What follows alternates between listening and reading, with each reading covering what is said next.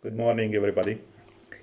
Uh, it's Friday, 3rd of April, 2020, and it's about 3 a.m.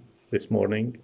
And I wanted to give you a little bit of an update about the situation in Palestine, but mostly in Bethlehem area and Aida refugee camp. So we are on our 27th day, 28th day of quarantine in Bethlehem area and in Aida refugee camp, where the first cases have been discovered for coronavirus, COVID-19.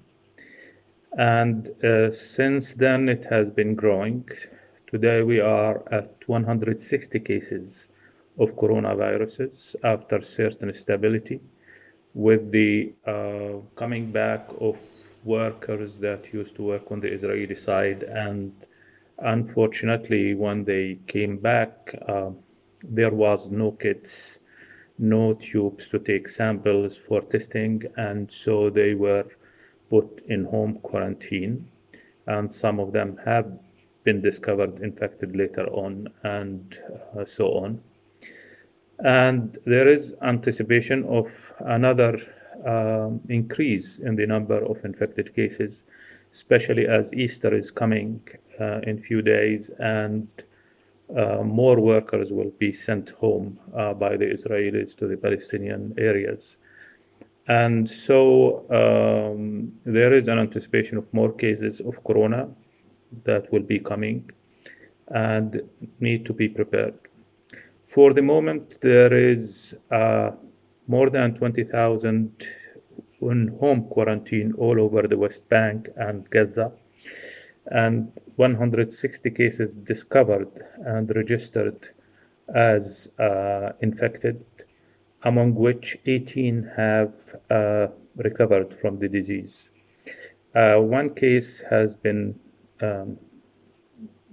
signed off as recovered, but then later testing has shown positive result of infection.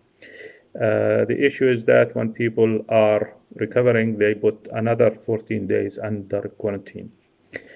Yesterday, the Palestinian Authority has issued another call for extension of the quarantine period until the 6th of May. So we have been for 28 days with today, and then an additional almost a month, so 2 months almost, would be under quarantine, which of course has been a lot of stress and pressure for some families, especially for children who have been in homes, for elderly people, for sick people, and so on.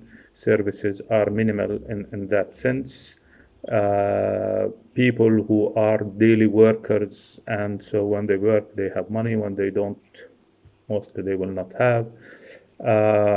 Chronically sick people still also need their daily medicine and so on. The newborns with the vaccination, with health care for the pregnant women, and so on. So there is many issues that I guess now everybody knows all over the world, since the infection has unfortunately touched every country. And I guess we are lucky in the sense that the cases are not enormous, or the number is not huge as a lot of other countries, and we have been with alhamdulillah yani one case of death in the West Bank. So we consider ourselves lucky in that sense, but in the same time, it's the challenges that we face if this spread bigger than it is, medically and physically, it would not be possible to deal with the diffusion of such tragic disease. All over Palestinian Authority areas in the West Bank and Gaza, there is 129 ventilators. Some interesting news is that in Al-Quds University, in Gaza, in Hebron, there is work on manufacturing ventilators. So hopefully they will manage to do that. There is, of course, huge limitations on what is the capacity of production, how much can be produced, and how fast it can be produced.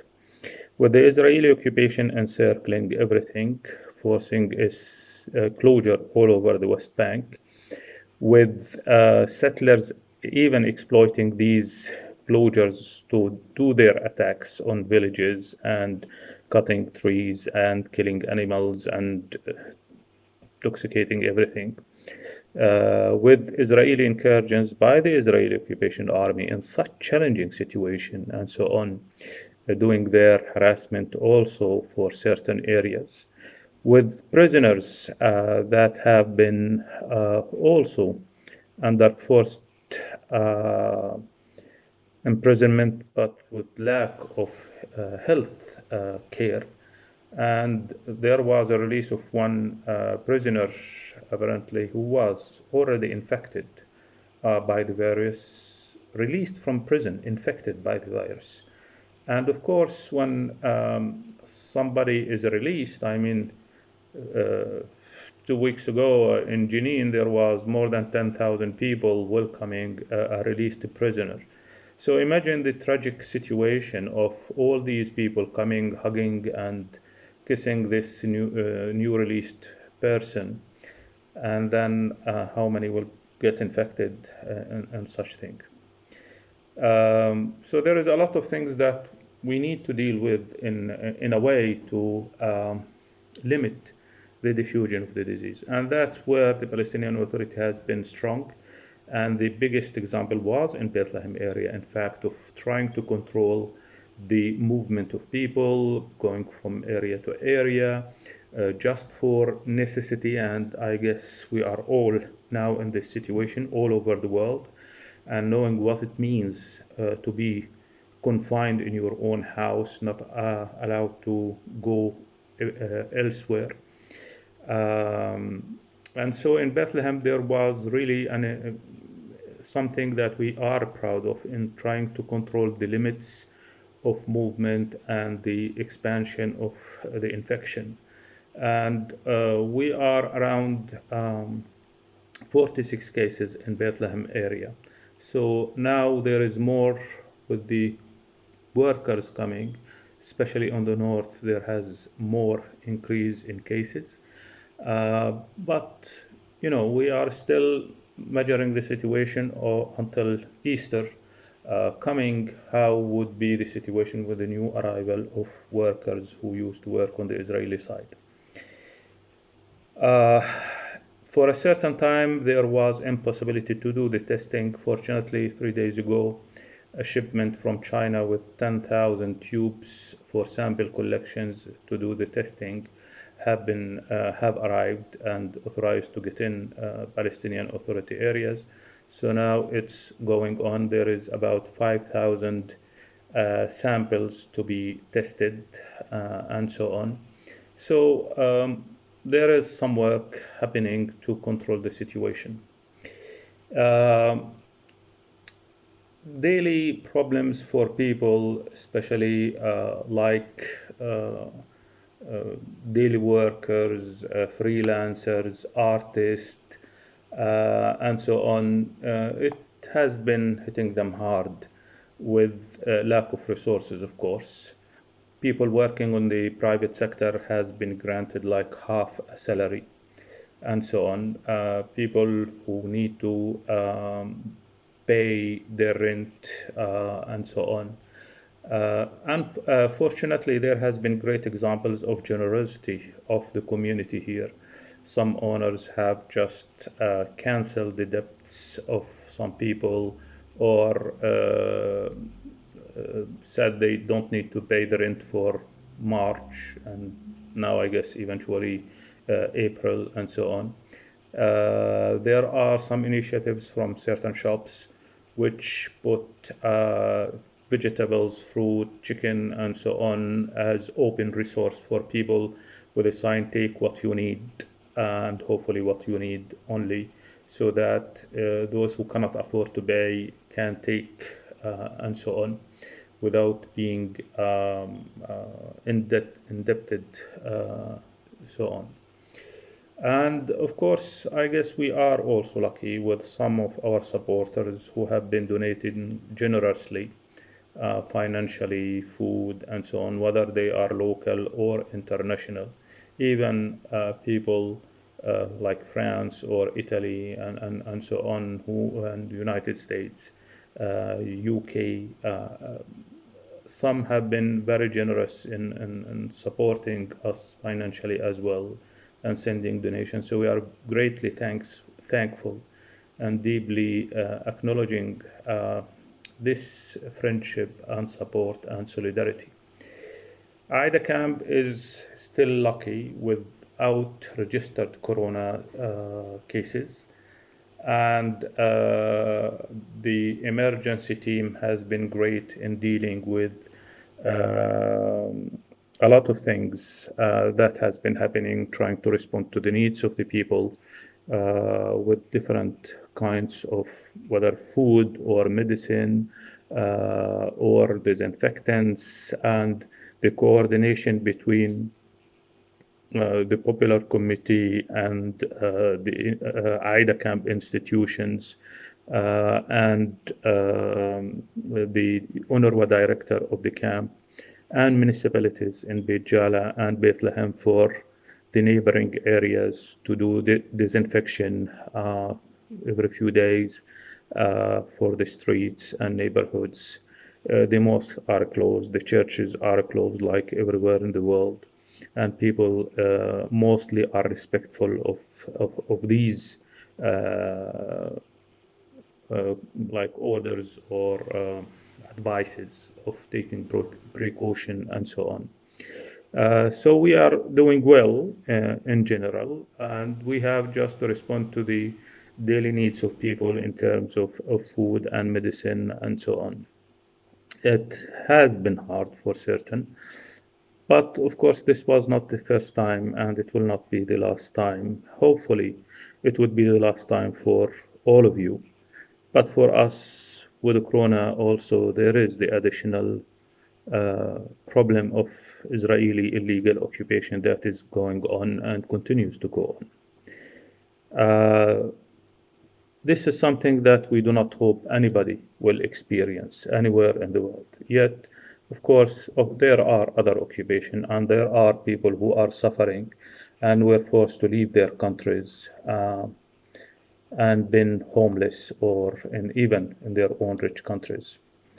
And for this, I guess I wrote a few days ago something that I would like to read for you before closing.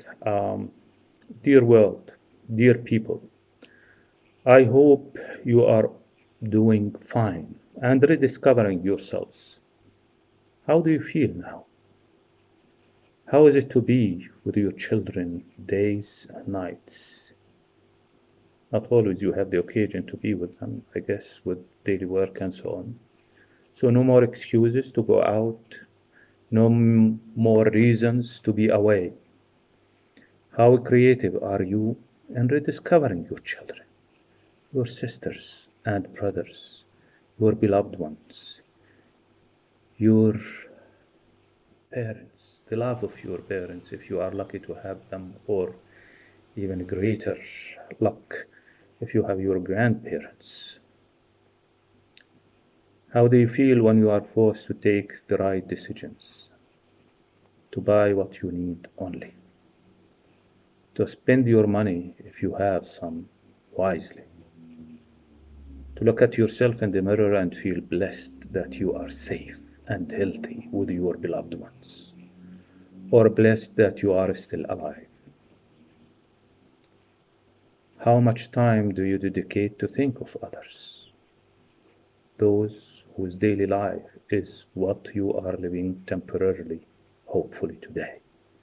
Lockdown, confinement, occupation, oppression, being homeless in shelters under the tents. What changes in your life, in your decisions, will you make in the future? In Palestine, part of this is our daily life. In Gaza, all of this is our daily life. For those refugees rejected at all borders, this is their continuous life. All the powers of the world are paralyzed and ridiculed by a dead microorganism, a virus that has no life except as parasite once provided the opportunity to infect a suitable host cell. How powerful are we now? How mighty are all these weapons, nuclear weapons, biological weapons? How ridiculous and superficial our safety measures and anti-terror procedures? How many leaders worry about human lives and not businesses? Does their short-sighted vision not allow them to see that there will be no businesses when their citizens are no longer alive? Humans, a bit of modesty, please. A bit of self-consciousness and humility. We are the weakest creatures, regardless of how much we give ourselves credit for our intelligence and strength and might. We are worrying about what is superficial and forget what is essential. We are now rejected by life itself, confined by confinement itself, imprisoned by our own choice or forced to be. Because of the so much destruction that we force to nature and other creatures. We have such short memory that we continue to repeat our mistakes and never learn from history. I hope that this lesson will take us to be better. I hope that this lesson will teach us to be better human beings. Even for a short while, that nature breathes again for a bit. I hope that this brings us the dignity we need to think about those human beings who struggle for their life, their daily life, whether under occupation or in war situations or natural catastrophes or dictatorships, or those who are homeless in their own rich and independent countries. Isn't that shameful? Dear all, I hope all of you will be well and safe, regardless of how good or less good you are, regardless of if you think only about yourself or about yourself and others, regardless if you help or not help anyone else. Be well. Be well. Be well, dear world, dear people. Be blessed by the beloved ones you have. Be blessed for the days that you are living. Be blessed the day you are free. Be blessed in each moment to come, simply because we love you, because our hearts have so much space for love. We will not allow it to be infected by hatred or wishes to see others hurt. Be well. Be safe. Stay home. Stay protected and protect others. Much love from Palestine.